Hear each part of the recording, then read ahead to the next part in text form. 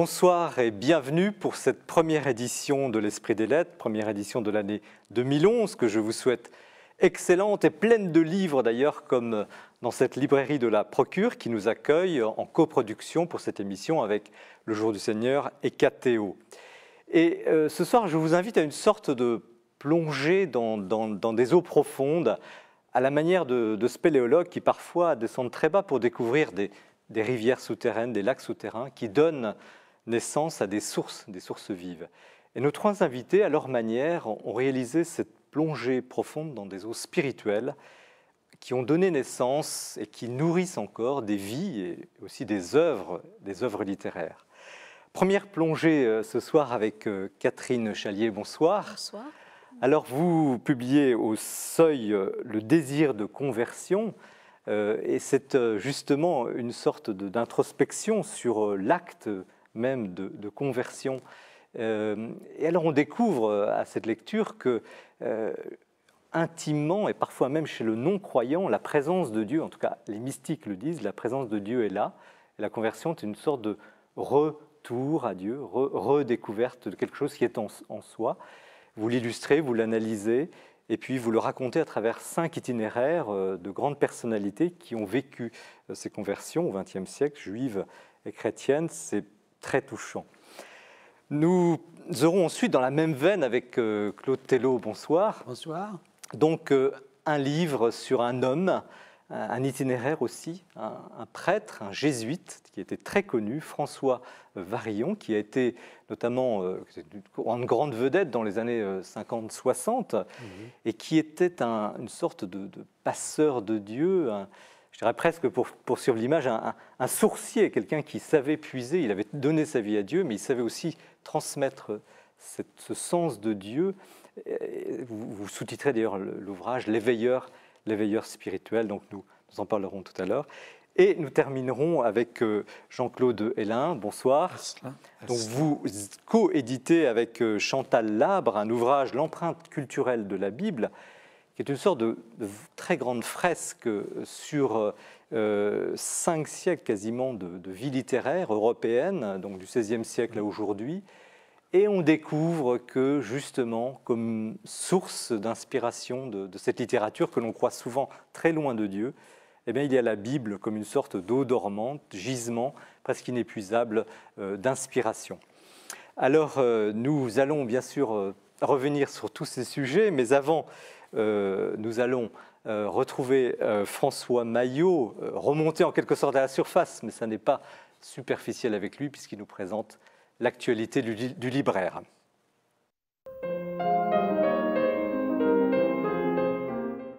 Un livre de René Girard est toujours un événement. Le dernier vient de paraître aux éditions Flammarion, Sanglantes origines. Il reprend au fond la grande théorie de Girard, la rivalité mimétique, le mécanisme du bouc émissaire et la manière dont la révélation judéo-chrétienne rompt avec tout cela.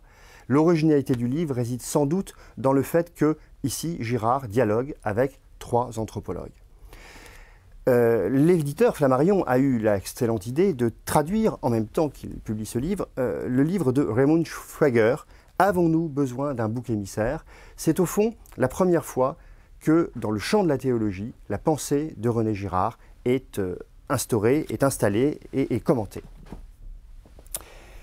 Une figure bien connue des lecteurs de la Procure, Monseigneur Albert Rouet, évêque de Poitiers, dirige un ouvrage collectif aux éditions Bayard vers une église de la confiance, et il revient dans ce livre sur les expériences de communautés locales chrétiennes au sein de son diocèse.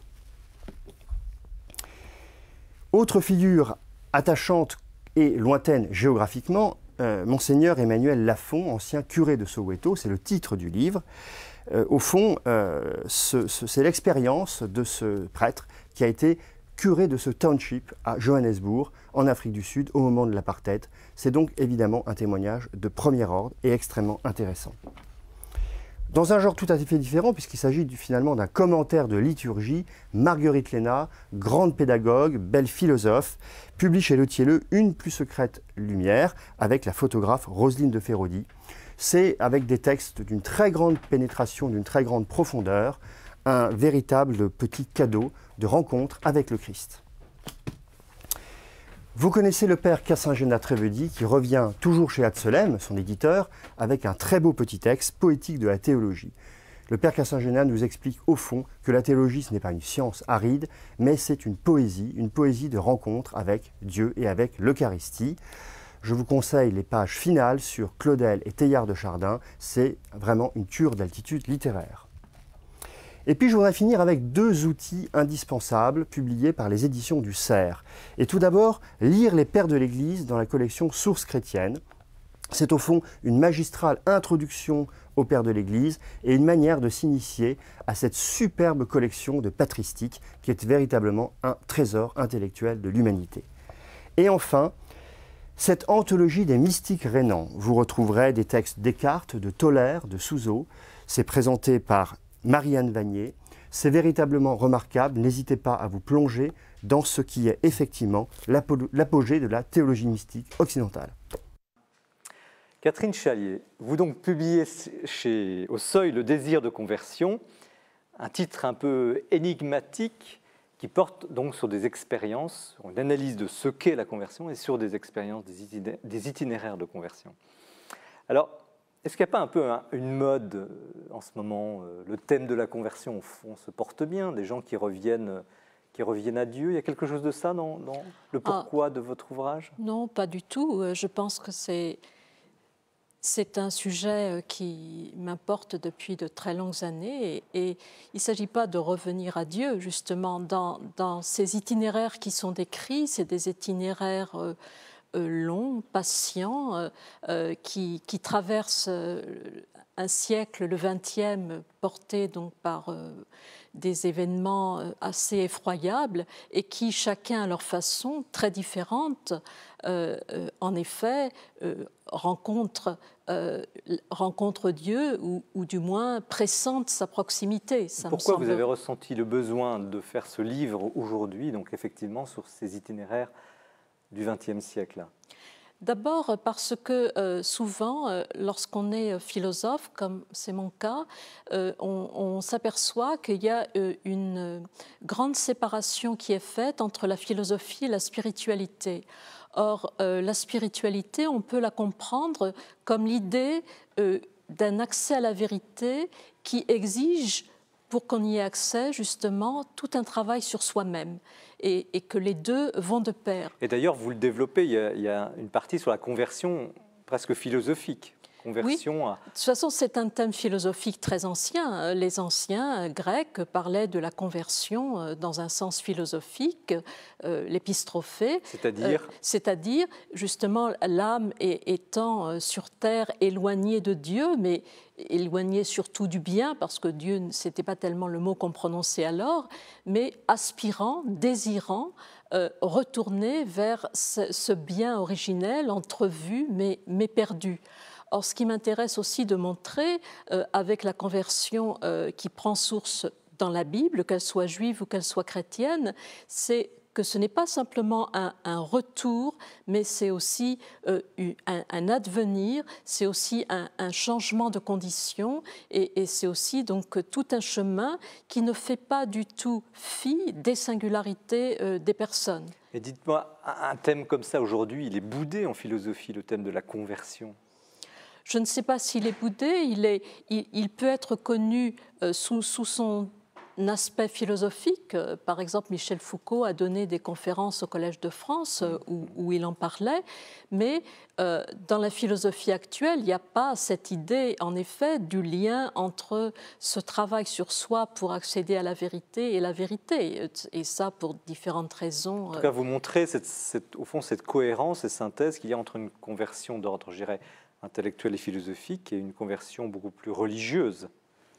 Oui, vous ne les opposez pas en tout cas. Je ne les oppose pas. En tous les cas, dans les différents itinéraires qui sont suivis, certains comme Bergson sont vraiment des philosophes et donc c'est à partir de toute une démarche philosophique et strictement philosophique qu'ils en viennent à cette proximité à Dieu, mais d'autres dans le livre dont je parle, c'est davantage une méditation sur les textes et puis une expérience personnelle, une quête personnelle, un heurt avec la souffrance et qui les conduit peu à peu vers ce chemin. Alors on va détailler évidemment quelques exemples, mais est-ce que vous pourriez revenir sur le déclic? Qu'est-ce qui se passe quand quelqu'un, du jour au lendemain, d'un instant à l'autre, retrouve, croit, advient à Dieu, je ne sais pas comment le dire. Moi, je ne suis pas sûre que c'est du jour au lendemain et un déclic. Je pense que c'est la quête de ce qui nous permet de trouver en nous la source de la vie, que pour des raisons diverses, selon les personnes, selon les histoires, on a perdu de vue ou dont on s'est éloigné ou qu'on n'a peut-être même jamais pu découvrir. Et c'est le pressentiment, justement, que par la voie de certains textes, de certains livres, de certaines communautés, de certaines études, on découvre le lien avec ce point de vie en nous-mêmes. Mais je dirais que c'est aussi un mouvement qui est à refaire sans cesse. Il n'est jamais fait une fois pour toutes. Oui, alors c'est assez curieux. Ce point dont vous parlez est dénommé de manière différente à plusieurs endroits du livre. Certains parlent de germes, d'autres de points, effectivement, comme si en chacun il y avait ce lieu d'intimité profonde. Je ne sais pas comment l'exprimer. Vous l'avez noté, ça? Oui, c'est l'idée. Si vous voulez, moi, ce qui m'a intéressé dans ce livre, dans ces itinéraires du XXe siècle, très précisément parce que c'est un siècle dans lequel l'histoire est effroyable et l'histoire ne peut pas donner un guide pour aller vers Dieu. Il n'y a pas de preuve de Dieu, il n'y a pas de signe de Dieu. L'histoire semble un lieu d'abandon. Or, les 5 personnes dont je parle, c'est davantage en réfléchissant et en se tournant vers ce qui est le plus secret en elles-mêmes qu'elles arrivent à découvrir ce que certains comme appellent le germe ou ce point intérieur. Il y a différentes métaphores qui sont employées, ou comme le dit Étienne Soum, Dieu au fond d'un puits en moi qu'il faut que je déblaye pour le trouver.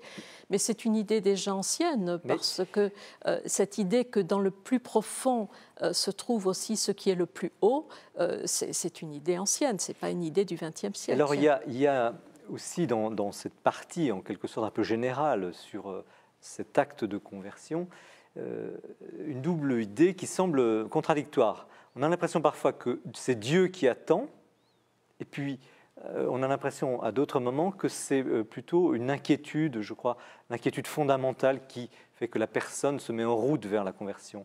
Moi, je crois qu'il y a les deux. C'est pas contradictoire. C'est, comme le dit la Bible, à la fois revenez vers moi, et puis revient à nous.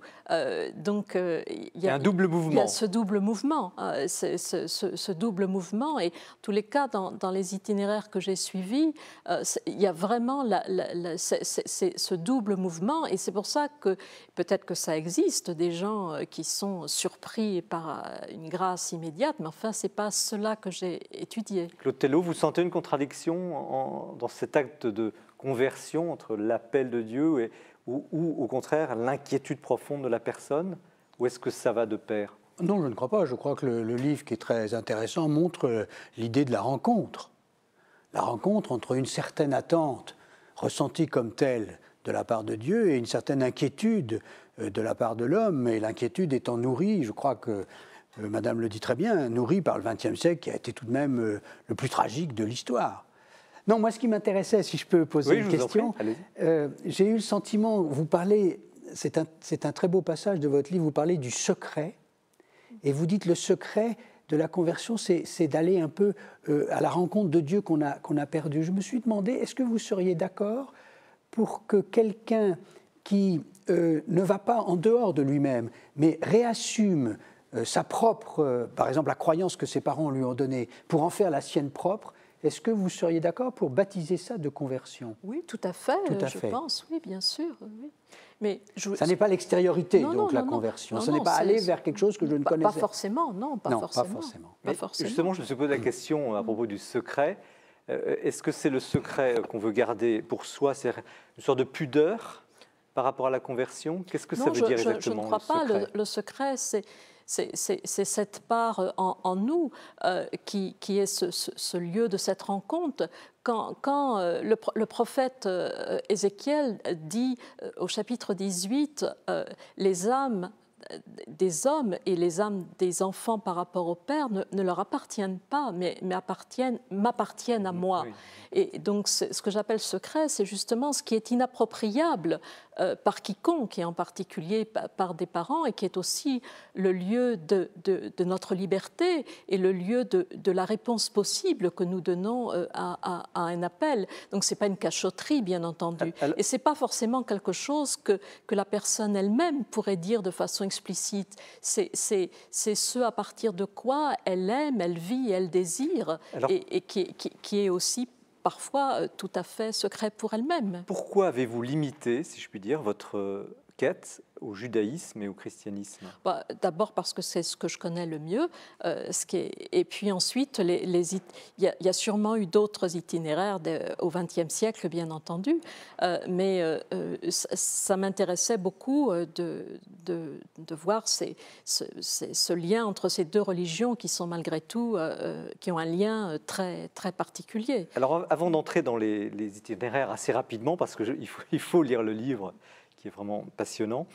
J'ai eu l'impression en lisant qu'il y avait deux psychologies, et vous allez me corriger si je me trompe, une psychologie chrétienne qui consisterait à se laisser aider par Dieu, on se convertit et c'est une sorte de soumission à Dieu, une psychologie juive qui serait beaucoup plus « je vais aider Dieu dans sa création ». Est-ce que c'est juste cette...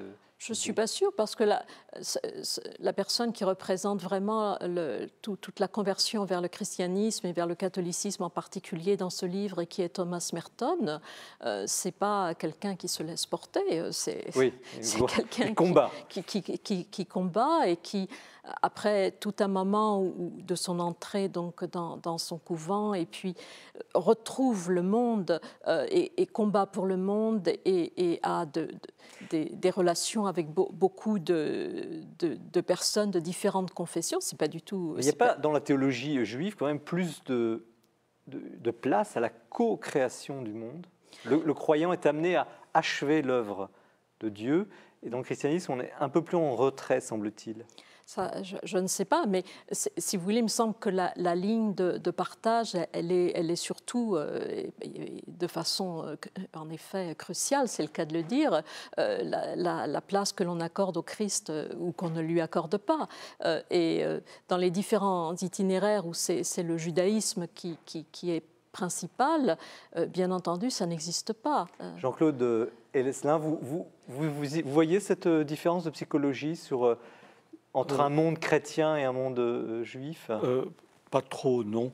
Mais par contre, je verrais des harmoniques dans la situation actuelle. Et j'avais envie de vous demander si à certains moments vous avez hésité sur le mot conversion, qui est un mot fort. Et je me suis demandé si, dans un contexte plus collectif aujourd'hui, il n'y aurait pas simplement parfois une attirance donc par Dieu. Vous voyez, un mot plus faible, mais quel statut vous lui donneriez? Oui, mais une attirance n'est pas forcément une conversion, parce qu'une conversion, c'est vraiment un changement. Et puis, dans l'étymologie que j'explique au début du livre, l'étymologie en particulier hébraïque, qui m'est très chère, dans la conversion, pas forcément la conversion au judaïsme, mais le mouvement de conversion à l'intérieur même du judaïsme, ce qu'on appelle la teshuva, c'est un retour, mais c'est aussi une réponse. Et donc, cela me semble très important. Et puis, ça engage, c'est pas seulement une attirance, parce que ça engage une vie, et pour ce qui concerne les personnes dont je parle dans ce livre, ça engage une œuvre aussi.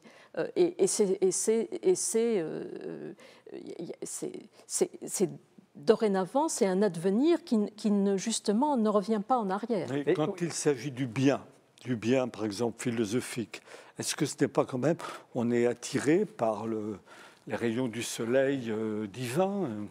Oui, on peut être attiré, comme on peut être attiré, pressentir aussi même en étudiant des textes de la Bible, juive ou chrétienne, pressentir quelque chose d'une vérité qui vous semble importante pour vous. Mais justement, ce désir ne suffit pas s'il ne conduit pas ensuite à ce véritable changement, à cette véritable réponse donnée, comme Rosenzweig donne sa réponse lorsqu'il dit « ma réponse à Dieu, c'est « je suis là ».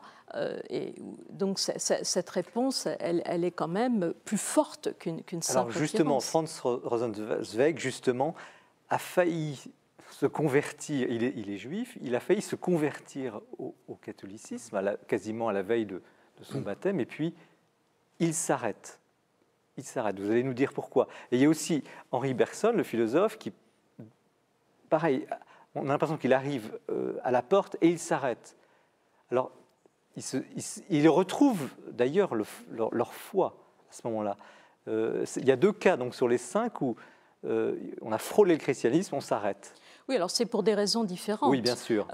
Rosenzweig était un juif qui avait reçu une éducation juive très minime, comme c'était beaucoup le cas chez les juifs allemands du début du XXe siècle, fin 19e, début du XXe siècle. Et il était animé par une vraie quête spirituelle qu'il ne semblait pas pouvoir trouver satisfaction dans ce petit judaïsme qu'il avait reçu. Et beaucoup de ses amis et cousins s'étaient convertis au christianisme, plutôt au protestantisme d'ailleurs. Il était très marqué par un ami qui s'appelle Rosenstock, juif, qui s'était également converti et qui le poussait à le faire.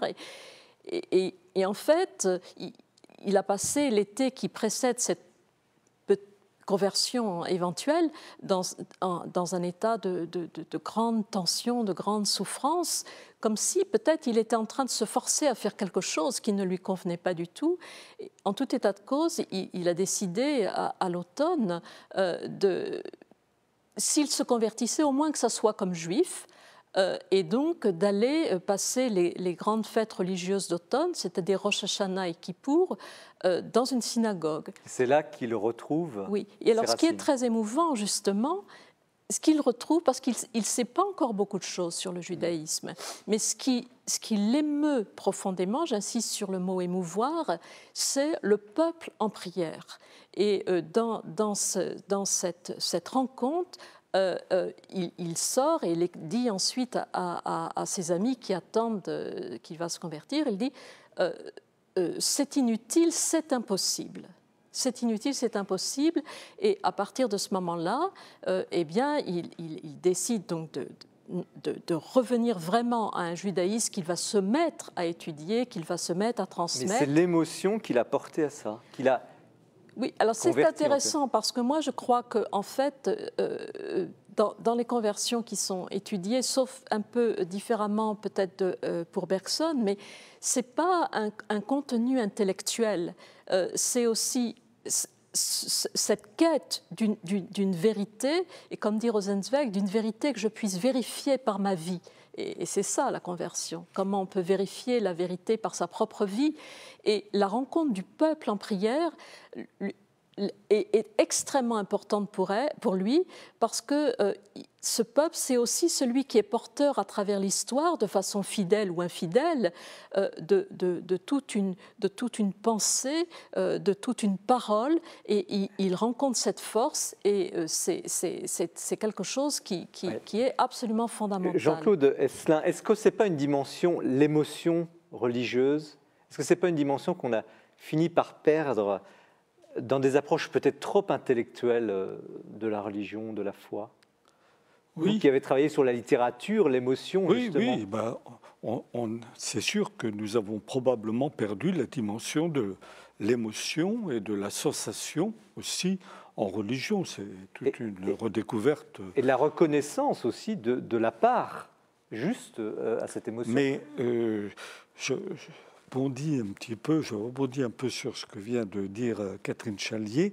J'ai été frappé que dans les 5 itinéraires qui sont présentés, la dimension du peuple, de la solidarité avec un peuple est pour ainsi dire, aussi présente que la dimension à Dieu.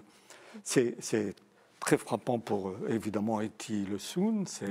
C'est parle de destin collectif. Hein. Pour Simone Weil, la condition ouvrière, enfin le travail en usine. Pour Bergson aussi, la solidarité avec les persécutés, c'est quand même une dimension... Oui, il y a la communauté, il y a la foi, l'individu, la personne peuple, qui s'inscrit dans un collectif. Qu'est-ce que vous en pensez? C'est frappant. Hein. Enfin, ce qui est mis en évidence, c'est tout à fait ça. C'est-à-dire le mouvement individuel d'une âme ou d'une personne en direction de Dieu se nourrit, se justifie, s'explique au départ par une insertion dans une collectivité ou un témoignage collectif. Et donc, moi, je trouve que dans ce processus que vous décrivez, parce que vous avez retenu des conversions qui prennent du temps, et qui prennent du temps dans cet univers tragique tout de même. Oui. Et dans ce processus, il ne me semble pas qu'on puisse, vous montrez ça très bien, que le qualifier de purement individuel, ça c'est sûr. Non seulement pas purement intellectuel, mais même purement individuel. Et qui va jusqu'au sacrifice, hein, voilà. Etty Hillesum, là, le dernier itinéraire qui est vraiment bouleversant, elle va jusqu'à... Oui. Tout donner pour la collectivité, pour la communauté. Avant de parler d'Etty Hillesum, je voudrais revenir sur Bergson, parce que ce n'est pas exactement pour les mêmes raisons que Rosenzweig qu'il ne se convertit pas. Parce que Bergson, par ses propres recherches vraiment philosophiques, arrive vers la fin de sa vie à se dire vraiment en grande proximité du catholicisme. Et dans son testament, qui est écrit en 1936, et il est mort en 1941, il dit qu'il se serait converti au catholicisme si cette conversion n'était pas apparue comme une trahison par rapport au peuple juif persécuté dont il fait partie. C'est-à-dire cette solidarité profonde, même si Bergson n'avait pas une sympathie particulière pour les Juifs de son temps, ce qui est très, très différent de Franz Rosenzweig, mais cette solidarité-là, elle est Est-ce que c'est une forme de sacrifice, comme Etty Hillesum? En tous les cas, c'est une volonté de rester solidaire avec le destin de son peuple, comme Etty Hillesum, ça c'est sûr, oui. Et Bergson n'a pas voulu justement s'en séparer. Alors le temps passe trop vite, on aimerait, c'est un sujet effectivement infini. Qu'est-ce qui vous a marqué en écrivant ce livre? Parce que quand même, on n'écrit pas un livre comme ça, c'est pas anodin. Vous en sortez transformé. Ben, je crois que c'est toutes les questions que se posent ces personnes, leur rencontre et leur méditation des textes, qui sont des textes qui m'habitent aussi personnellement, bien sûr, c'est une rencontre très, très importante. Et je crois que ça montre aussi que ces itinéraires, c'est des conversions qui ne sont pas des conversions contre quelque chose ou contre une ancienne religion. C'est une conversion pour... Simone Weil, quand même, a des propos antisémites. Tout à fait, oui, ça c'est certain. Ça, c'est le point aveugle, à mon sens, en tous les cas. Elle est explicite dans le livre. Tout à fait, oui, tout à fait. Mais elle non plus ne s'est pas ultimement convertie au catholicisme, mais je crois que là, ce n'est pas du tout pour les mêmes raisons que Bergson, pas du tout. C'est parce qu'elle avait une exigence aussi de pureté absolue qui l'a conduit à nier aussi en elle-même toute une part, disons, généalogique qui la reliait à une histoire. Son sentiment, c'était extrême, c'est-à-dire que l'existence individuelle était presque un vol par rapport à la lumière de Dieu. Donc là, on est dans un registre un peu différent chez Simone Weil. Merci Catherine Chalier pour cette introduction à votre ouvrage, donc Le désir de conversion au seuil, donc à travers une analyse des itinéraires. Et puis c'est non pas l'itinéraire maintenant, c'est le coup de cœur présenté par Mathilde. Mon coup de cœur de ce mois est un ouvrage qui m'a touchée dès la première phrase. Une merveille d'écriture. Il s'agit du premier jour de la semaine, l'auteur Jean Maison aux éditions Ad Solem. Il s'agit ici, en fait, d'une méditation spirituelle totalement ancrée, enracinée dans la nature. Comme sujet principal, un arbre, un pommier, que nous allons suivre tout au long de ces méditations, et tout au long surtout des saisons qui passent. Ici, c'est la louange constante à la nature, à ce temps qui s'écoule, à ces saisons qui vont et qui viennent, et qui nous ramènent au plus fort de ce que nous sommes, c'est-à-dire des hommes de la terre. Jean Maison écrit merveilleusement, avec une écriture splendide, fine, précise. C'est comme une chanson qu'on écoute. Lire ce livre, c'est aussi comme regarder un tableau, avec de petites touches particulières qui nous touchent profondément. La référence à la création, à son créateur est constante. C'est un ouvrage qui m'a beaucoup bouleversée parce qu'il est comme si c'était chez moi, à la maison. Je me recentre sur moi-même, je me pose et je regarde et je dis merci. Merci Mathilde. Claude Tello, donc vous publiez aux éditions de l'Atelier une biographie de François Varillon qui est sous-titrée « Éveilleur spirituel », donc ce jésuite qui fut effectivement très connu dans les années 50-60 et qui est quand même un petit peu oublié aujourd'hui. Oui, c'est-à-dire tout le monde, d'une façon ou d'une autre, comme on sait, passe par des phases de purgatoire, c'est le cas de le dire. Oui, l'oubli et le purgatoire, c'est pas la même chose. Oui, en fait, c'était un homme qui était extrêmement célèbre. À un moment, pendant 20 ans, il dit ça de octobre à Pâques, je faisais 25 conférences par mois. Il dit d'ailleurs de façon assez plaisante, je dormais dans 16 lits différents. Et des livres, parce qu'il lui donnait des conférences littéraires, enfin, il avait... C'est impressionnant. Oui, il donnait beaucoup de conférences et puis il a écrit quelques livres. Il avait une très très grande notoriété dans le peuple chrétien. Et il n'est plus connu et vous écrivez sur lui. Oui, d'ailleurs je fais plutôt un essai qu'une biographie. C'est-à-dire ce qui m'a intéressé, c'est exactement ce que vous dites. C'est-à-dire pourquoi cet homme-là, alors d'une part, pourquoi il était très très connu dans le peuple chrétien et pas très très connu et cité parmi les théologiens, premier cas. Oui. Et deuxième cas, les raisons pour lesquelles il en est ainsi, ce décalage entre sa notoriété et certaines désaffections, les raisons sont les mêmes que celles, à mes yeux, qui le font vraiment notre contemporain, c'est-à-dire un penseur tout à fait actuel. Et je trouvais dommage que cet homme-là, qui est dans ses conférences et dans ses ouvrages tout à fait remarquables, je trouvais dommage qu'en effet, il soit un peu tombé dans l'oubli, parce que précisément, il a des qualités qui le rendent presque plus de notre temps que du sien. Alors avant de venir à son message, je voudrais quand même que vous nous disiez, si vous le voulez bien, vous avez été marqué par cet homme quand même pour faire un livre comme ça sur lui. Vous l'avez connu ou croisé? Non, je ne l'ai pas connu personnellement, je crois que vous l'avez connu, mais moi non, simplement si vous voulez, j'avais depuis toujours chez moi des ouvrages de François Varillon que j'avais lus. Citez-en, quelques classiques. Je pense que ces deux plus grands ouvrages, c'est ce qu'il a écrit à la fin de sa vie. Il est d'ailleurs mort assez subitement, mais c'est l'humilité de Dieu, qui est un très grand ouvrage, véritablement un très grand ouvrage. Et puis, juste derrière, presque dans la même coulée, La souffrance de Dieu. Et puis, alors, il y a eu deux ouvrages posthumes qu'il n'a pas écrits physiquement, mais qui ont été édités, l'un par Monseigneur Housset à partir de ses conférences, Joie de croire, joie de vivre, et qui a eu un succès phénoménal. Ça a été publié en 80, 81.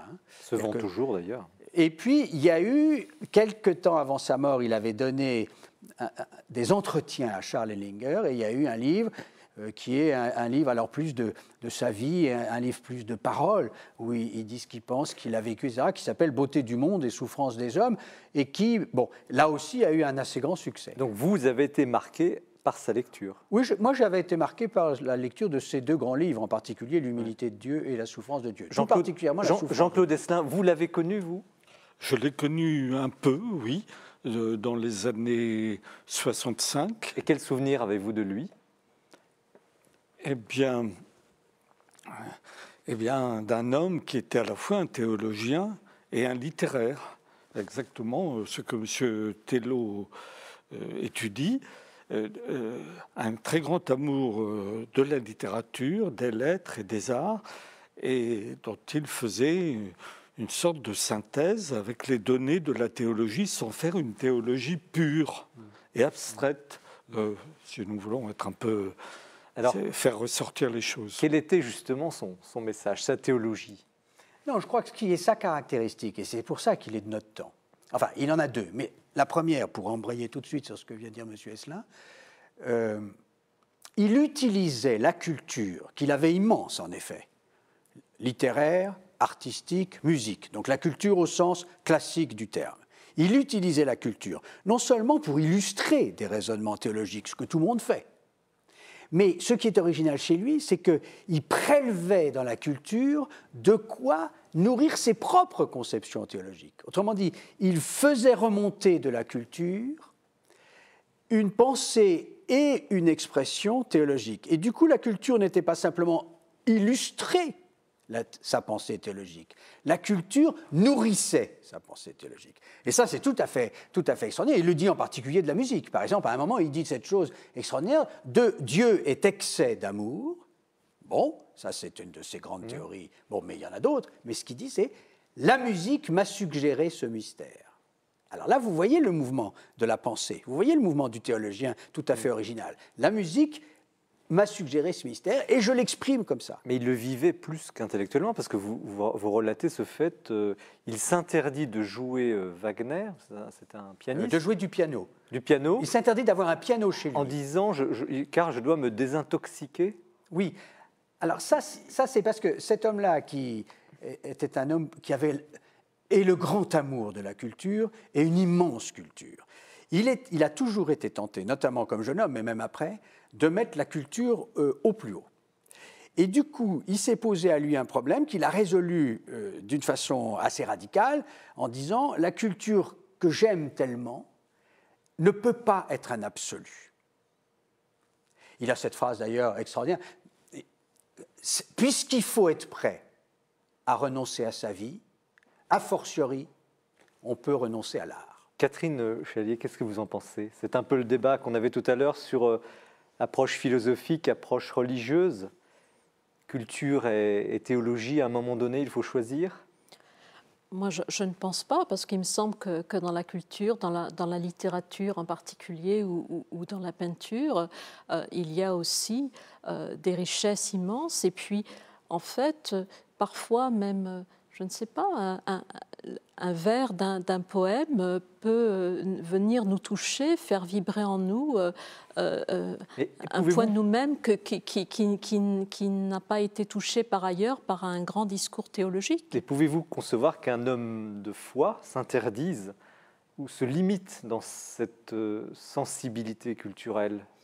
Ça existe dans le judaïsme également, hein, où l'idée c'est qu'il faut étudier, et quand je dis étudier, c'est étudier les textes juifs tout le temps, et donc on n'a pas le temps pour lire un roman ou un livre de poèmes. Ça, je pense que c'est une tendance qui est présente dans toutes les traditions religieuses, mais elle est contrebalancée aussi par...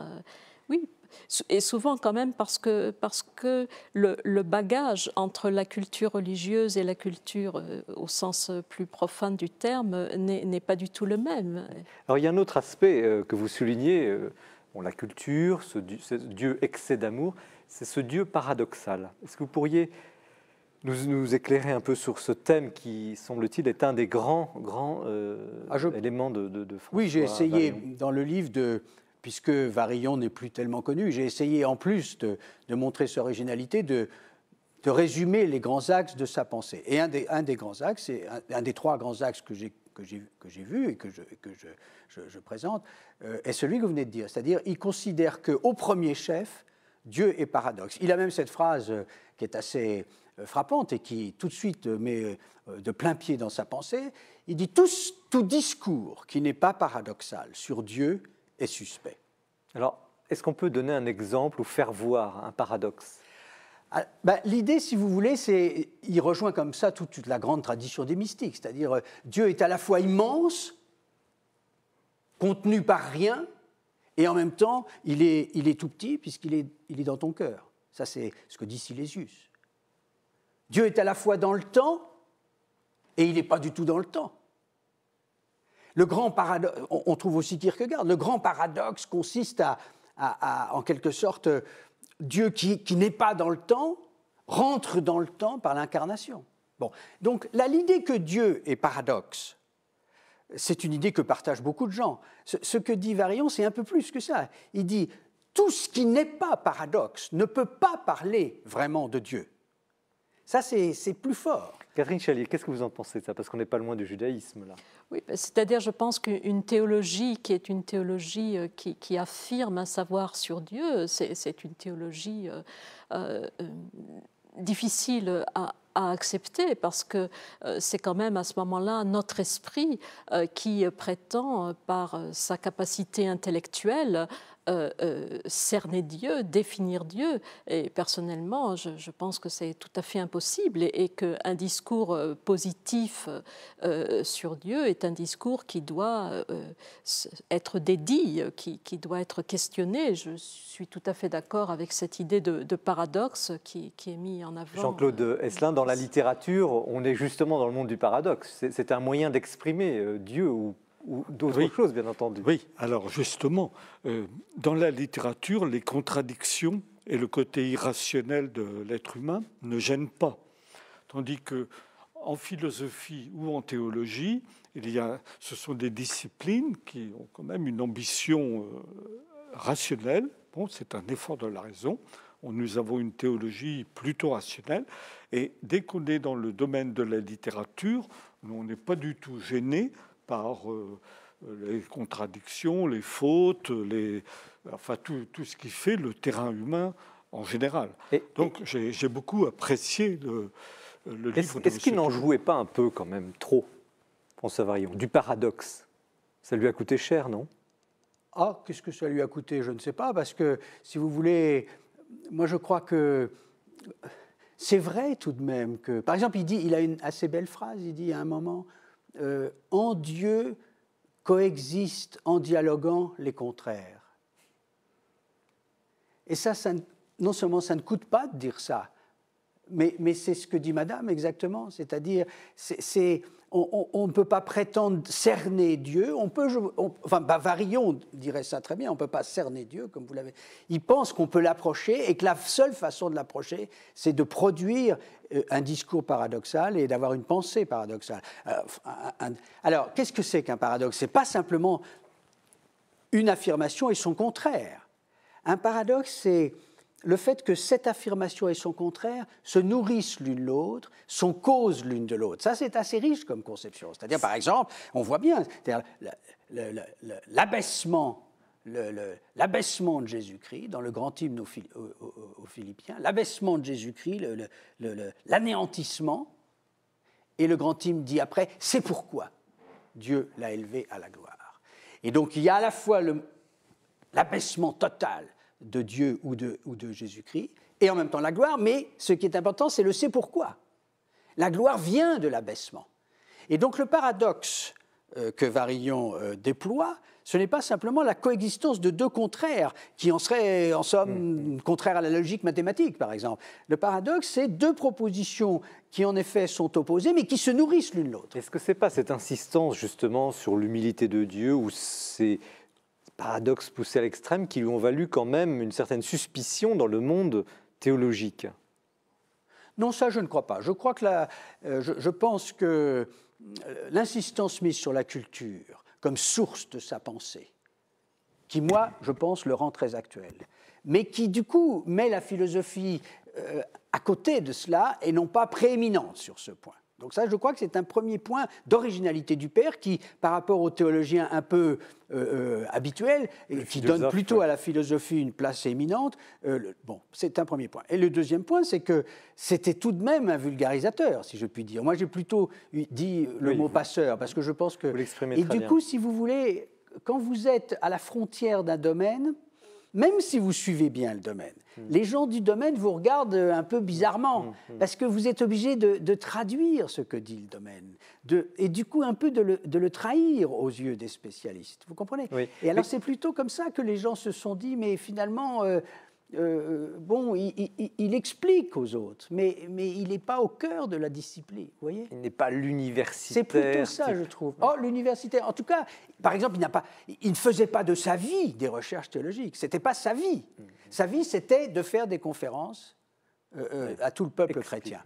C'était ça. Il dit ça. Il dit quand vous dites qu'il est presque très moderne, ou peut-être, en tout cas, lui ou sa pensée pourrait être utile et redécouverte sur la question de la place de la culture, cette théologie de la culture, est-ce que, de ce point de vue-là, on a progressé depuis? Est-ce que cette approche du mystère est mieux prise en compte, développée, passée à travers la culture, ou est-ce que l'Église est toujours sur une posture très philosophique, très théologique? Enfin, ça, il faudra regarder de près les études de théologie. Et dans les études de théologie, la place de la philosophie est tout à fait importante. Et d'ailleurs, il est bon qu'il en soit ainsi. Mais si vous voulez, je pense surtout ce qui le rend actuel, c'est qu'aujourd'hui, encore plus que de son temps et encore plus qu'au début du XXe siècle, l'importance donnée à la culture est immense. Enfin, pas plus tard qu'aujourd'hui, l'exposition sur Monet se termine. Il y a eu pratiquement 1 million de personnes qui y sont allées. Les gens ont soif de culture. Et par conséquent, partir de la culture pour dire quelque chose sur Dieu, ça, c'est quelque chose qui est encore plus de notre temps que du sien. Et c'est cela qui, moi, me semble profondément moderne dans sa démarche. Jean-Claude Esselin, vous avez travaillé précisément, on y viendra tout à l'heure, oui. La littérature. Je dirais qu'il y a régression, plutôt. Régression par rapport aux années 50. Car dans les années 50, le milieu chrétien était nourri par des grands classiques, mais pas seulement par des grands classiques, Claudel, Bernanos, Peggy, des romanciers quand même, et des écrivains, des littérateurs, des hommes de lettres, qui, moi je dirais, nourrissaient le public de façon plus large que les théologiens. Et je pense qu'aujourd'hui, justement, peut-être parce que la situation de la littérature est différente, les théologiens sont plus laissés à eux-mêmes, à leur propre spéculation. Et les fidèles encore plus, d'une certaine manière. Et les fidèles encore plus. Donc pour moi, il y a un défaut, et je suis de l'avis de M. Thelot, que, disons, il manque de grands écrivains ou de grands artistes témoins de la foi. J'ai beaucoup aimé, dans le livre, et citer le poème de Baudelaire, Les Phares. Oui. Les Phares avec Titien, Rubens, Rembrandt, etc. Et le dernier vers qui dit « Mais Seigneur, est-ce que ce n'est pas par ces contradictions, ces blasphèmes, ces paroles lancées en l'air que nous te rendons témoignage autant que par des recherches ?» Bon, voilà. Est-ce que ce n'est pas un beau témoignage de notre dignité? C'est ça. Ça m'a beaucoup impressionné. Au bord de votre éternité, Seigneur. Voilà. Notre dignité au bord de votre éternité, c'est la culture qui l'exprime. Alors la littérature, c'est possible, mais sur les arts tout de même. Et par exemple, vous avez un théologien aujourd'hui, François Boeslug, qui est exactement dans la lignée de Varillon, en utilisant les arts plastiques, notamment la peinture, au service d'une pensée et d'une expression théologique. Un des seuls, quand même. Oui, je crois que c'était un des seuls. Mais Varillon était aussi, comme vous l'avez dit au début, un des seuls. Je veux dire, il était unique dans sa façon de... Catherine Chalier, cette fécondation entre la culture, la théologie, la spiritualité, comment vous percevez Je dirais une chose un petit peu différente. Il se trouve que j'enseigne la philosophie à l'université et que les étudiants que j'ai, en tous les cas, ne connaissent rien du tout à la tradition juive et à la tradition chrétienne, mais vraiment rien du tout. Et donc, je pense qu'on peut les amener à ouvrir quelques pages de la Bible à l'intérieur d'un cours qui se veut un cours de philosophie et de leur montrer comment on peut lire ce texte culturellement, si je puis dire, pas de façon pieuse, et y découvrir une pensée sur l'humain, une pensée qui peut les intéresser dans les interrogations qui les habitent. Et donc, c'est une idée un peu différente que je suggère ici, c'est que dans ce monde qui est si éloigné de la Bible, peut-être qu'on peut la réintroduire dans l'université, en tous les cas, en montrant qu'elle fait partie aussi de notre culture et qu'elle a des propositions sur l'humain à nous transmettre, libre bien sûr à chacun d'en faire son chemin, de faire son chemin avec ou pas. Alors on y reviendra dans la troisième partie de l'émission parce que c'est un thème qui vous est cher, Jean-Claude Esselin, mais je voudrais poursuivre un peu sur le message donc, de François Varillon sur le thème. On a vu donc le Dieu paradoxe, la place de la culture, on l'avait un peu abordé, la question de la capacité qu'il avait à exprimer le Dieu amour. Enfin, quand il dit Dieu... Oui, ça c'est l'axe central de sa théologie. C'est-à-dire, il est parti, comme d'autres évidemment, de la grande phrase de Saint Jean, Dieu est amour. Et il la transforme un tout petit peu, d'ailleurs il dit quelque part, ce qu'il faut dire, ce n'est pas Dieu est amour, oui, c'est Dieu n'est qu'amour. Et il dit quelque part, ce ne que, c'est ça qui fait toute la différence.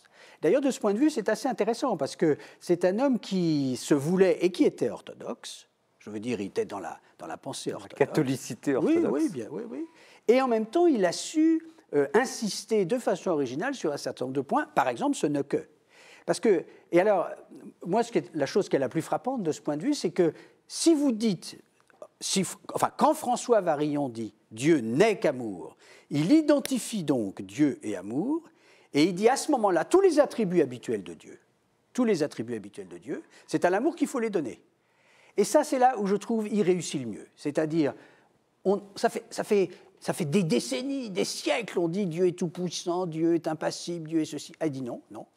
C'est l'amour qui est tout-puissant. Alors là, vous entendez ça, vous lisez ça, qu'est-ce que ça veut dire l'amour est tout-puissant? Qu'est-ce que c'est la toute-puissance de l'amour? Et donc, c'est là où il accroche le lecteur, l'auditeur, parce qu'il a cet art extraordinaire c'est ça le grand pédagogue, le grand passeur, de transformer ce que nous croyions connaître avec juste un ne que, et il vous dit c'est l'amour qui est tout-puissant. C'est quoi la toute-puissance de l'amour? C'est pas du tout un Dieu omnipotent. Non, la toute-puissance de l'amour, c'est de mourir pour celui qu'on aime, c'est de lui pardonner. C'est ça la toute-puissance. Catherine Chéry, c'est un thème moderne, ça? Oui, c'est un thème moderne, mais c'est aussi un thème très ancien, en particulier dans la mystique juive que je connais bien. Il n'y a pas du tout cette idée d'une toute-puissance qui est... D'abord, toute cette idée des attributs de Dieu, la toute-puissance, la justice, etc., ça vient de la rencontre de la Bible avec le monde grec, avec la philosophie. Mais il y a toujours eu un autre courant de pensée qui n'a pas voulu... modeler le message biblique à travers ces catégories de l'ontologie grecque. Qui sont données à l'amour, le Dieu amour, ce thème-là? Ce thème existe et ce thème aussi... Est-ce qu'il était aussi central, c'est ma question? Pas du tout formulé comme cela, bien sûr, mais cette idée d'une impuissance de Dieu, et elle est quelque chose qui existe. Et tout à l'heure, on a parlé d'Ethil Soum. Bon, je veux dire, elle dit, elle aussi, très clairement, à ce Dieu qu'elle découvre, qu'elle sait très bien qu'il n'a en rien la puissance de la sauver du destin qui l'attend.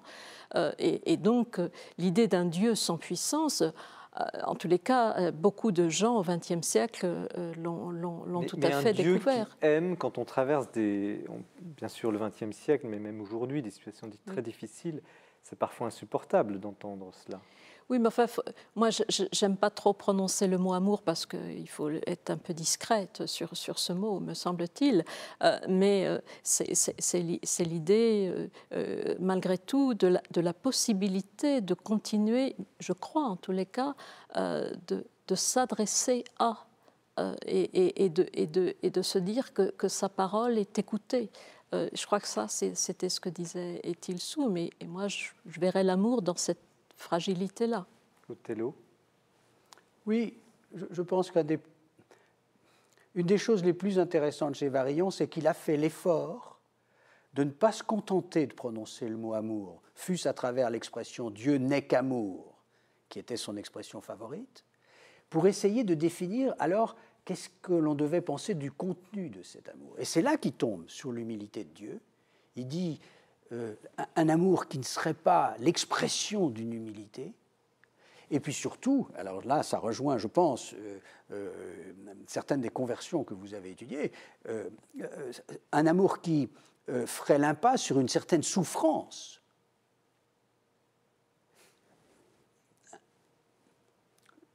Enfin, comment dire, le Fils, certainement, sur la croix, évidemment, ce n'est pas la peine. Mais le Père aussi, d'une certaine façon, a souffert. C'est en tout cas la thèse de Varillon. Et c'est cette souffrance elle-même qui est peut-être la seule audible au XXe siècle tragique que nous avons connue. Et ce thème de la pudeur que vous exprimez si bien, enfin cette espèce de précaution dans l'expression même, Varillon avait une profusion de... J'imagine que c'est un orateur hors pair. C'est un très bon orateur. On peut d'ailleurs toujours l'écouter puisqu'on a enregistré ses conférences. Donc, peut-être. Mais j'ai bien aimé ce que vous suggériez, cette espèce de grande prudence dans l'expression sur des thèmes aussi mystérieux, délicats que ceux que nous abordons à l'instant. Est-ce qu'il avait ce tact? Il avait la grande pudeur de l'expression et il avait le souci qu'on voit qu'on entend dans ces conférences enregistrées et qu'on voit dans les retranscriptions qui ont été faites par écrit de ces conférences. Il avait le souci du mot exact. Justement, un homme qui était aussi attentif à utiliser des mots pour être compris, il avait une sorte de, comment dirais-je, de concentration sur le choix des mots et de ne pas se laisser embarquer par les mots au-delà de ce qu'ils veulent dire, de ne pas prendre, si vous voulez, des positions très affirmatives, etc. Madame a raison, c'est-à-dire il faut parler des choses avec délicatesse, vous comprenez? En même temps, il faut les dire. Il faut dire ce à quoi on croit. Est-ce que vous ressentez une amertume aujourd'hui devant, je dirais, une sorte de trésor ou une grande richesse, à tout le moins, de sa vie, de son œuvre, qui est si peu connue aujourd'hui? Est-ce que ça ne pose pas quand même le problème de la destinée entre, disons, vous avez la gloire et puis 50 ans après, on ne parle plus de vous? Il y a quelque chose aussi là, un sens. Il y a pas mal de gens dont on ne parle plus après 50 ans, après leur mort. Mais non, je ne pense pas qu'il faille être amer. Je crois au contraire qu'il faut essayer de temps en temps de faire partager aux autres ce qui, à un moment de votre vie, vous a nourri, vous. Et ce n'est pas de l'amertume dont il faut faire preuve, c'est plutôt une espèce de partage. Alors peut-être, disons, d'être capable de faire ressurgir un homme comme ça et ses écrits auprès de nos contemporains jeunes. La question de l'influence, justement, l'influence littéraire à long terme, où il y a peut-être comme ça des gens dont on n'a pas parlé 50 ans après, puis qui sont revenus ensuite. C'est-à-dire, moi, je voudrais répondre directement à ce que vient de dire M. Tello. Je pense quand même que depuis l'époque des années 50-70 du père Varillon, le monde a changé et, je dirais, il y a beaucoup plus d'incroyants ou d'incroyances qu'il y a 30 ans. Et du coup, la question devient plus délicate, car je crois qu'il dit lui-même dans un de ses livres, le livre d'entretien, j'ai du mal à bien saisir ce qu'est l'incroyance. Il dit cela. Oui, bon. Et depuis cette époque, il y avait à cette époque un milieu quand même plus porteur. La situation est différente. Donc je crois que si Varillon vivait aujourd'hui, il s'attaquerait aussi à de nouvelles questions liées à cette quand même importance. Et c'est possible, mais vous savez, il a écrit des choses, il y a vraiment des perles. Par exemple, il a écrit « Un chrétien devant les grandes religions », un chrétien devant les grandes religions, dont on parle assez peu. Eh bien, vu d'où il était, c'est-à-dire le jésuite catholique qu'il était, il a une réflexion et une pensée sur l'islam, sur la religion juive et sur le bouddhisme, c'est les trois qu'il a prises, et qui aujourd'hui par exemple sur la question du relativisme qui est à l'ordre du jour, qui aujourd'hui sonne, mais alors de façon très actuelle. Alors il prendrait aujourd'hui les choses peut-être un peu différemment, vous avez raison, mais déjà les perles qu'on a et qui sont un peu perdues, les remettre à la surface. Merci Claude Telleux de nous avoir fait partager cette fougue autour de François Varillon, donc Éveilleur spirituel, livre que vous publiez aux éditions de l'Atelier. Alors nous passons d'un portrait à l'autre, le portrait du mois présenté par Jean-François Rode.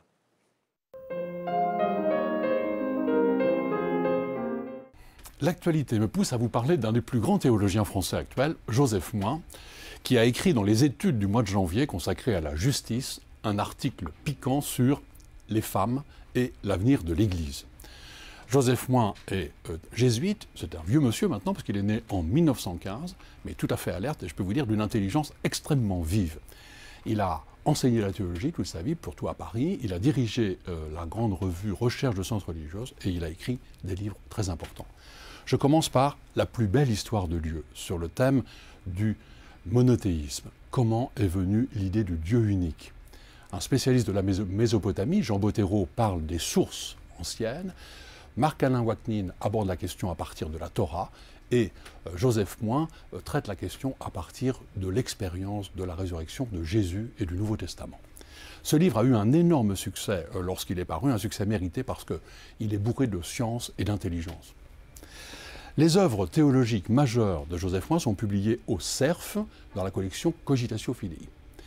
L'homme qui venait de Dieu, comme son titre l'indique, parle de Jésus et de la formation de la Christologie dans la théologie chrétienne, et Dieu qui vient à l'homme en 3 volumes sur le thème de l'évolution de l'idée de Dieu dans la pensée occidentale contemporaine, en particulier l'affrontement à la question de la mort de Dieu.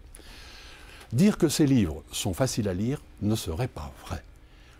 Mais ce sont des livres précieux justement parce qu'on est pris par la main par un grand maître qui nous guide dans la réflexion sur la méthode pour bien comprendre ces questions fondamentales et pour aborder des pensées très importantes sur le sujet, mais qui sont souvent d'un accès difficile.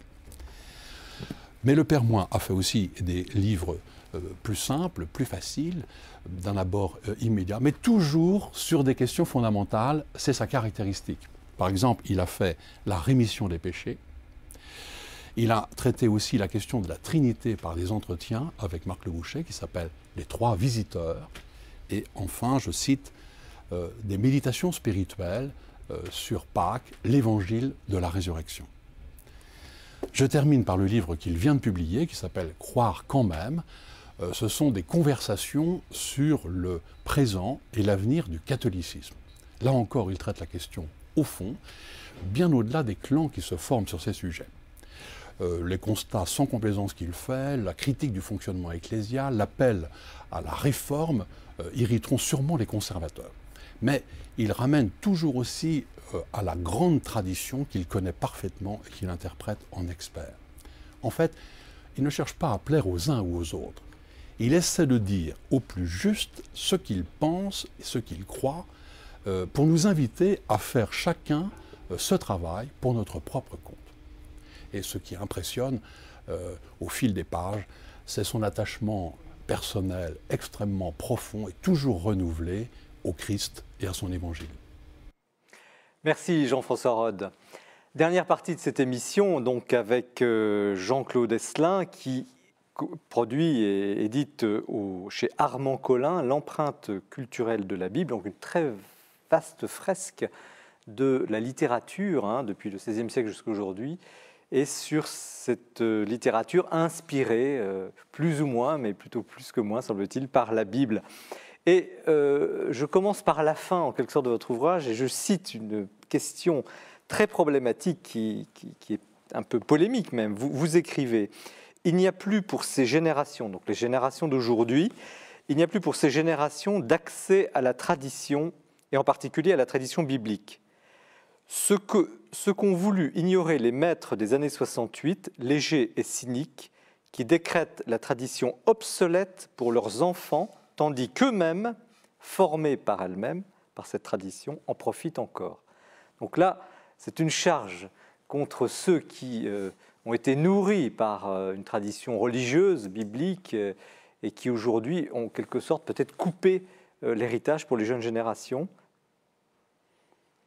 Oui, c'est une charge, j'assume tout à fait, mais c'est aussi la reconnaissance d'un état de fait dont Catherine Chalier parlait tout à l'heure, c'est-à-dire que les jeunes générations ne connaissent pas la Bible, ni l'Ancien Testament, ni le Nouveau Testament. Et d'ailleurs, ils ne connaissent pas non plus beaucoup l'Antiquité grecque et latine, car ma collègue Chantal Labre est-elle professeure de français et professeure de latin, donc nous sommes partis l'un et l'autre. Il y a un peu de polémique, bien sûr. C'est la faute d'une génération? Comment? C'est la faute d'une génération? Non, ce n'est pas la faute d'une génération. Pour moi, c'est ce qu'on appelle une rupture de tradition. Une rupture, comme on dit, un glissement de terrain, un tremblement de terre, je dirais. Je vois les choses comme ça, de façon assez dramatique. Donc, cette culture-là est tombée. Bien sûr, il y a une élite qui la connaît et qui en vit.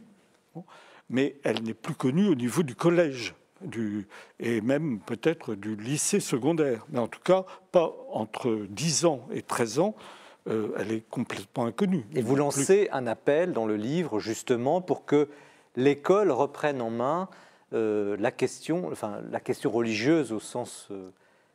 c'est cette inquiétude culturelle, qui nous a habités et suscité l'un et l'autre. Justement, Chantal Labre comme professeur de lettres, et moi, disons, comme soucieux des grandes écritures religieuses, je pense qu'il manque donc quelque chose d'absolument fondamental à la culture, et nous nous sommes dit, et bien d'autres, l'éditeur lui-même, c'est l'éditeur qui nous a lancé, et qui a dit, mais que devient la littérature si la Bible n'a plus aucune place dans l'inspiration de cette littérature?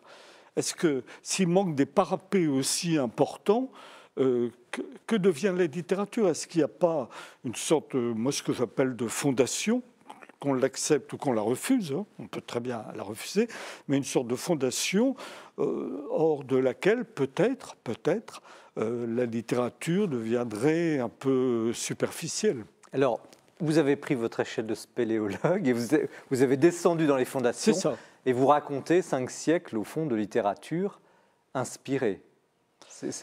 C'est-à-dire surtout l'idée, si vous voulez, l'idée est une idée de réciprocité.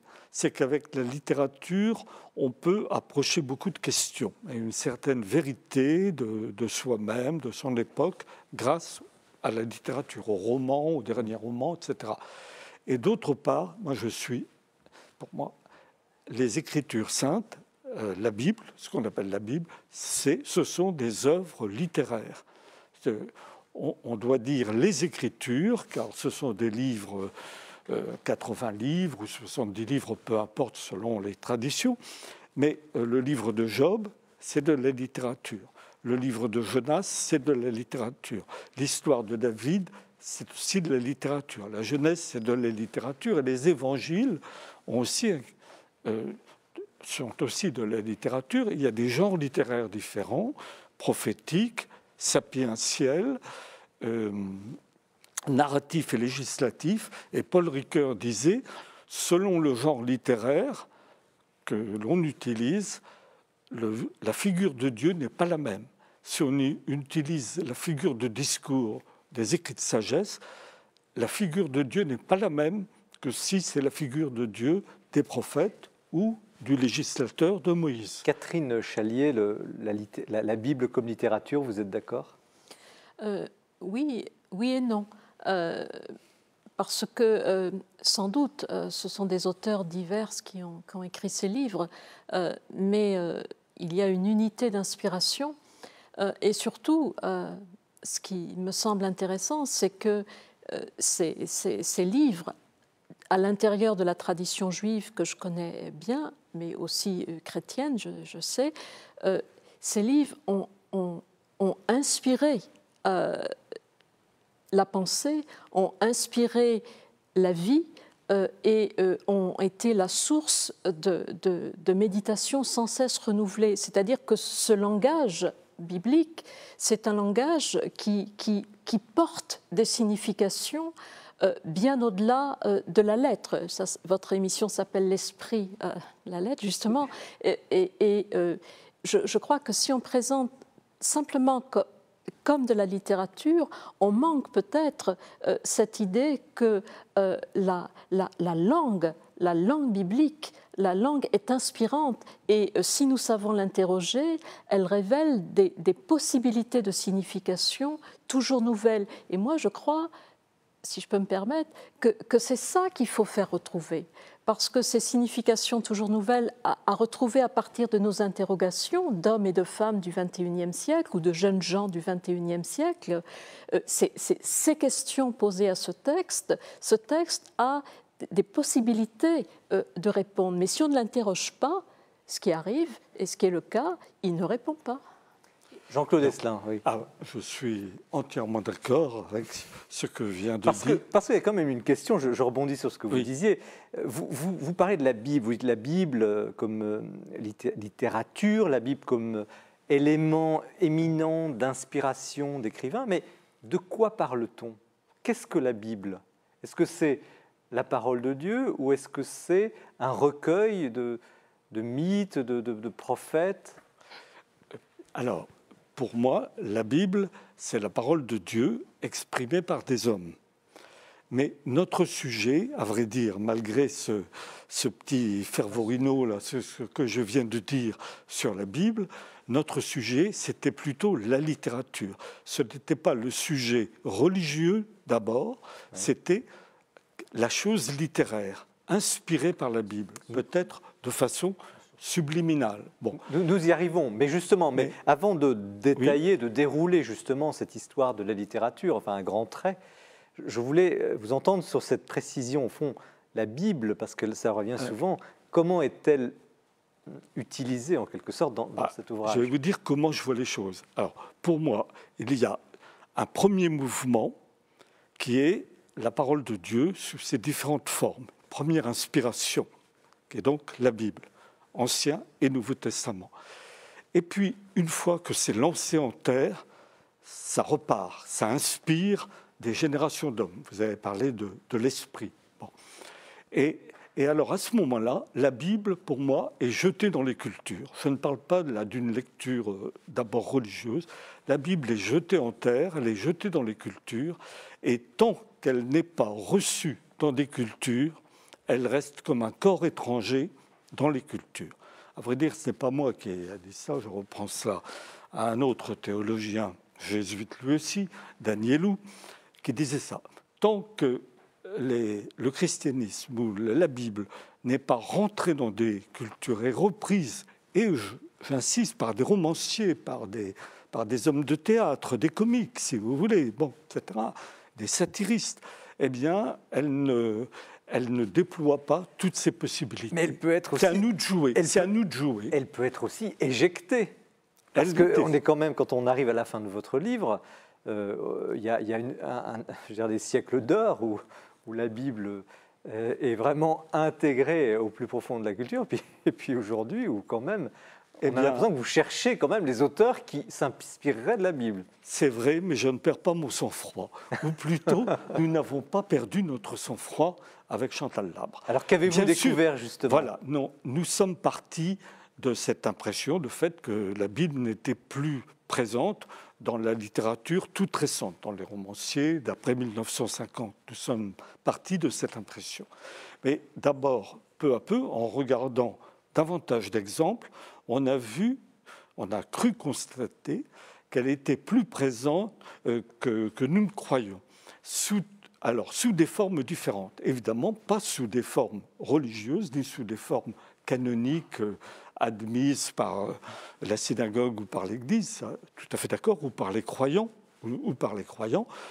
mais que, si vous voulez, faisons contre mauvaise fortune bon cœur, et ne voulant pas pleurer. Je n'aime pas pleurer sur le malheur des temps. Les temps d'aujourd'hui ne sont pas pires que ceux d'il y a 30 ans ou 50 ans. Nous nous sommes aperçu que la Bible pouvait être interrogée ou lue par certains, et nous avons repris cette comparaison du pêcheur de perles. S'il y a une rupture de tradition, si la Bible n'est pas reçue selon une tradition juive ou chrétienne, ce qui est absolument nécessaire, elle ne parle pas si elle n'est pas reçue dans une tradition et dans un esprit. Mais si nous sommes dans cette situation, eh bien, reste la possibilité pour pas mal de contemporains, par exemple Eri Di Luca, là, cet écrivain, ce juif italien, pas du tout croyant, etc., d'aller à la pêche. Et c'est-à-dire de chercher des fragments, ce ne sont que des fragments, il n'y a plus de cohérence, ce ne sont que des fragments, mais ces fragments restent nourrissants. Et alors, ce qui m'a encouragé à pousser cette idée, c'est un passage de la philosophe Hannah Arendt, reprenant elle-même Walter Benjamin, l'écrivain Walter Benjamin, qui disant écoute, selon Shakespeare, les eaux de ton père sont dans la mer. Il y a un corail qui se forme, etc. Si tu vas le chercher, tu trouveras quelque chose. Donc, pour notre époque, il y a des gens qui vont chercher les eaux brisées de la Bible, devenues un peu corail, et on peut encore en tirer quelque chose. Voilà un peu la vigueur du propos. Claude Tello, c'est la discussion qu'on avait tout à l'heure sur la culture, au fond, là, qui apparaît. Cette espèce de... Il n'y a plus forcément l'appareillage théologique, la construction parfaite religieuse, mais à travers la culture, des perles, des pépites qu'on trouverait. Si vous voulez, il y a plusieurs aspects dans ce livre qui vraiment, le titre décrit bien son projet, l'empreinte culturelle de la Bible. Mais quand on dit l'empreinte culturelle, il me semble que vous avez plusieurs aspects. Alors il y en a un qui est celui-ci, qui est très intéressant, c'est-à-dire il y a toujours une certaine empreinte, mais plus ténue, plus disloquée, plus genre pêcheur de perles, etc. Bon, ça c'est un premier aspect qui court dans le livre. Il y a un deuxième aspect qui est par quoi monsieur a commencé, qui est c'est dommage que toute une partie de nos contemporains, ces perles ou cette empreinte, ils n'arrivent plus à la voir, on ne leur a pas donné une certaine rupture. Bon. Et alors je pense qu'il y a en somme plusieurs interrogations sur cette empreinte culturelle et qui sont bien et qui font bien réfléchir. Par exemple, sur la deuxième interrogation, quand on lit le livre, lorsque j'étais moi-même collégien et lycéen, c'est pas au collège et au lycée qu'on m'a appris la Bible. On ne l'apprenait pas plus il y a 50 ans qu'aujourd'hui. Simplement, le milieu dans lequel nous baignions, extérieur à l'école, nous donnait les références qui étaient nécessaires. Ce milieu ne les donne plus. Par conséquent, on arrive en lisant le livre de monsieur à cette idée qui est vraie, c'est que dès lors que la Bible continue à être une forme de terre nourricière de notre culture, et dès lors que le milieu ne le donne plus, il faudrait que ça soit plutôt à l'école à le faire. Et l'école ne le fait pas, Sauf que on a un peu pris conscience de ça, puis après, est-ce que ça va se faire dans la classe ? Et lorsque nous avons défini en 2006 ce qu'il fallait absolument que tous les collégiens sachent... Sous l'impulsion de Régis Debray, notamment, à l'époque. Oui, enfin, sous l'impulsion de la politique éducative générale. Et aussi de votre action, oui. Ça c'est un autre chapitre. Oui, c'est un autre chapitre. Quand on a défini un peu le socle commun que toute la jeunesse devait maîtriser, il y a dans le socle commun, sous le chapitre culture humaniste, une partie de ce que dit monsieur. C'est-à-dire, on dit qu'il faut que tous les élèves sachent ce que sont les grands textes de notre civilisation et sont cités explicitement la Bible, l'Iliade, l'Odyssée et les grands textes fondateurs de Rome. Jean-Claude Esselin, donc à travers cette fresque, ces siècles, on voit une période d'intégration totale, ensuite prise de distance, d'expulsion. Là, aujourd'hui, on est peut-être à l'époque des pépites. Est-ce que vous voyez une réconciliation à venir, quelque chose qui serait post-moderne, une réconciliation de la littérature avec cette source qui est la Bible? Non, je ne la vois pas. Non. Mais, si vous voulez, nous avons fait ce livre avec une certaine légèreté. Il est quand même de bon niveau. Hein. Oui, mais quand même. Avec une certaine liberté d'esprit et une certaine légèreté. Donc, c'est évident que dans les premiers siècles abordés, l'époque de Rabelais ou de Pascal, la Bible était intimement présente. Bon. Ensuite, nous nous sommes intéressés au romantisme, sur lequel il y a beaucoup de discussions, encore aujourd'hui, en particulier sur Victor Hugo. Par exemple, pour vous donner un exemple, Chantal Labre, elle voit dans Les Misérables de Victor Hugo une œuvre profondément religieuse et pas seulement sociale. Alors que moi, j'étais habitué, le peu que je connais de ces grands romans de Victor Hugo, je voyais plutôt l'aspect social et une sorte d'humanitarisme vague, transposition du christianisme. Donc déjà, entre nous, il y avait deux lectures différentes des Misérables. Des découvertes. Et le livre est fait pour pousser à la discussion. C'est un livre qui ne se prend pas trop au sérieux, mais avec l'espoir que ceux qui le liront diront « Ah mais alors là, je ne suis pas du tout d'accord. » Oui, alors là-dessus, quand vous dites que Proust, donc La Recherche du temps perdu, est une œuvre biblique, j'ai vérifié. Même. Oui, je ne sais pas ce que vous en avez pensé. Je crois, hein. Mais là, je suis tombé un peu des nues. Oui, et bien vous le soutenez pourtant. Évidemment. Beaucoup de gens tombent des nues. Pourquoi avons-nous préféré Proust à Claudel, hein? Bon, oui, évidemment. Bon, ces passages, d'ailleurs, sont dus à ma collègue. Mais moi, j'y adhère complètement. Une connaissance intime de Proust montre que, que le thème de la création est très présent chez lui, dans son œuvre, en filigrane, d'une création en 7 jours, enfin avec des équilibres contradictoires, que d'autre part, les références bibliques affleurent à tout moment, à la fille de Jéthro, enfin bon. Et que, alors, mais je pourrais continuer encore longtemps. Allez-y, c'est passionnant. Oui, eh bien, c'est-à-dire que le thème de Proust, c'est le temps, hein, c'est à la recherche du temps perdu, c'est trouver le temps. Et il me semble que l'œuvre de Proust et que la Bible, eh ben, c'est une sorte de densité donnée au temps. Et puis alors il y a aussi un aspect chez Proust, alors qui me paraît aussi tout à fait biblique. La lecture que nous avons faite consiste à la suite d'un grand critique littéraire d'autrefois, Éric Auerbach, donc de reprendre cette idée que la Bible, c'est à la fois le mélange du haut et du bas, du noble et du trivial.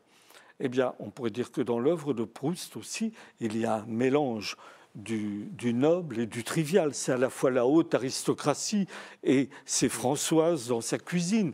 Eh bien, dans les évangiles, à mes yeux, c'est exactement la même chose. Catherine Chalier, ça vous choque, cette comparaison? Non, ça ne me choque pas, mais je n'y aurais pas pensé comme ça de façon évidente. Hein.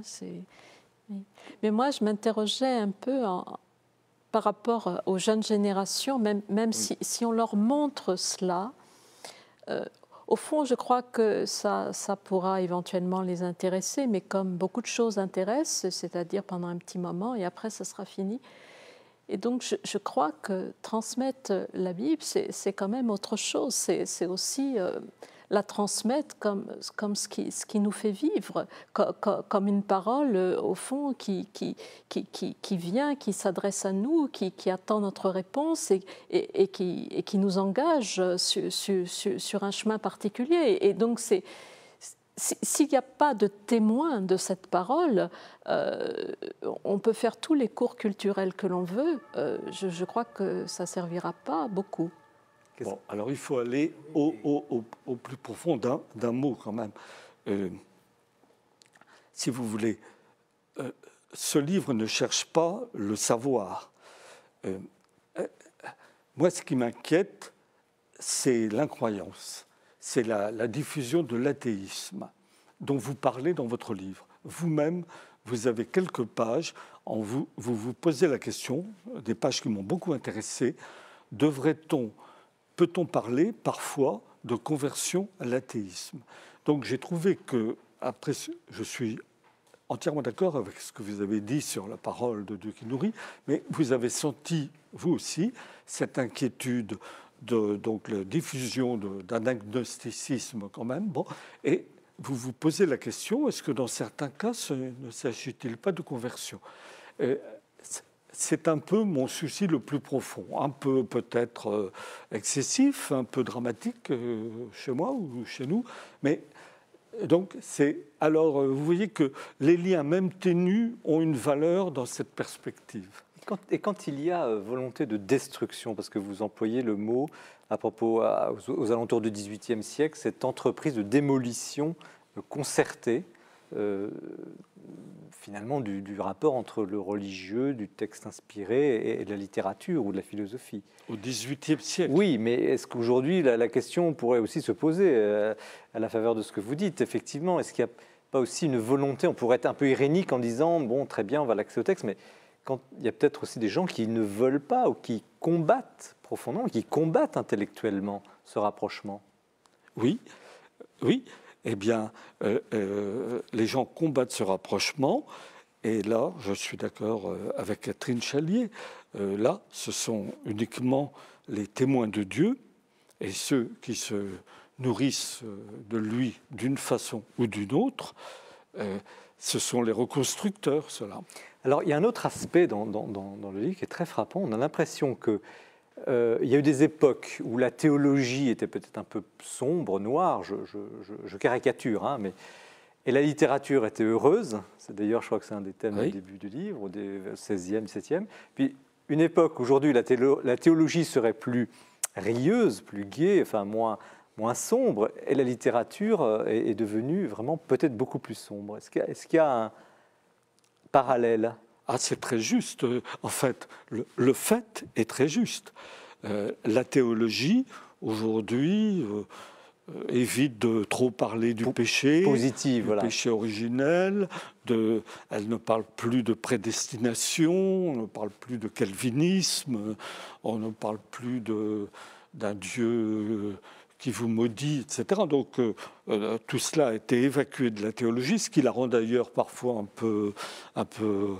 Et qui parle de ces thèmes-là, c'est la littérature. Et la littérature, de fait, elle en parle tout le temps. Et évidemment, ce qui nous a frappé, c'est que vous évacuez le divin, et loin d'aboutir à une sorte de joie, de libération, etc., c'est l'inverse. C'est l'inverse. Vous avez des vues tout à fait négatives sur l'être humain qui n'est qu'un ver, une larve, etc. C'est très curieux, ça, oui. Une autre aussi question qui est frappante, on se demande à la lecture, est-ce qu'il y a un roman inspiré? Et est-ce que ce roman, bon, je pense peut-être à Fénelon, ou est-ce que ce roman, mais à d'autres époques, est-ce que le roman inspiré serait meilleur que le roman non inspiré ou le roman purement, je dirais, horizontal? Ah, oui. Oui, quoi le mot alors, tout dépend ce qu'on entend par inspiré. On a l'impression, pour tout dire, on a l'impression que vous dites, au fond, ce qui est inspiré par la Bible est plus riche, plus nourrissant, c'est un peu ça quand même que vous mettez en évidence. Non, je ne dis pas ça, nous ne disons pas exactement ça, mais nous disons toutes les grandes œuvres, alors évidemment il faut employer le mot grandes œuvres, par quoi se forme-t-on? On se forme quand même par Pascal, par Milton, par Dante, dont nous n'avons pas du tout parlé, puisqu'il est médiéval. On se forme... Moi, je me suis formé par Claudel. On se forme par des très grandes œuvres inspirées, parfois inspirées par les tragiques grecs aussi. Donc on se forme comme ça, je crois. Et donc, c'est ce que vous disiez, à la fois l'un et l'autre, dans un cours de philosophie ou dans les programmes de l'éducation nationale. Ces grandes œuvres doivent être là, d'abord et avant tout.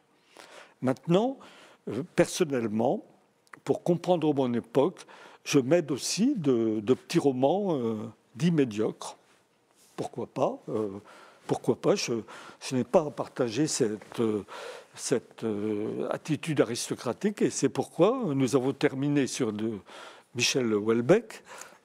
Ça a fait réagir bien des gens, mais moi j'ai lu 2 ou 3 romans de Michel Houellebecq et je me suis aperçu il m'a beaucoup intéressé, parce que lui, il n'est pas un de ceux qui décrochent et qui s'éloignent.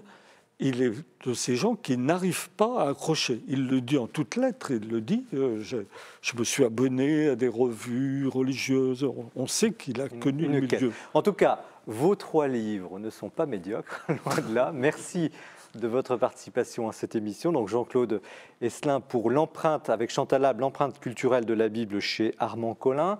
Claude Tello pour François Varillon, éveilleur spirituel aux éditions de l'Atelier, qui n'est pas encore en librairie. Il ne faut pas que les gens se précipitent ce week-end, mais attendre peut-être 2 semaines, il va sortir. 10 jours, oui. Voilà. Et Catherine Chalier pour Le désir de conversion au seuil. Merci également de votre attention. Cette soirée était vraiment passionnante. Vous pouvez bien sûr la retrouver sur les différents sites du Jour du Seigneur, de KTO et de la Procure. Je vous donne rendez-vous au mois prochain. Très bonne soirée, très bonne lecture.